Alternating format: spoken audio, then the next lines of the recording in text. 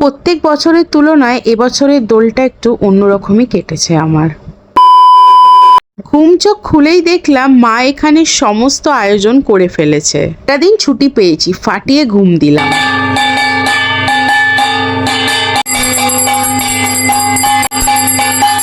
ঠাকুরের জন্য বানানো এই ছোট ছোট লুচি দিয়ে চা খেলাম, আর তারপরে বাবা আর মাকে আবির দিয়ে শুরু করলাম এবছরের দোল খেলা। মিষ্টির দুটো স্কুলের বন্ধু এসেছিল, ও মাকে আবির দিয়ে দিল। দুটো মানুষকে সারাটা জীবন এইরকমই রেখো ঠাকুর। বড় হওয়ার সাথে সাথে একটা জিনিস খুব রিয়েলাইজ করলাম, সবাইকে বন্ধু বললেই সবাই বন্ধু হয়ে যায় না। বেশ কয়েকটা ফটো, ভিডিও, রিলস করে নিয়ে পায়েলদির সাথেও একটু রিলস বানালাম, আর তারপরে আমি বেরিয়ে পড়লাম। আর আমাকে এখানে পাড়ার জুনিয়র গুলো অ্যাটাক করতে শুরু করলো। অন্য বছরের মতো হয়তো খুব আনন্দ করে কাটায়নি, তবে এবছরের দোলটা খারাপও গেল না।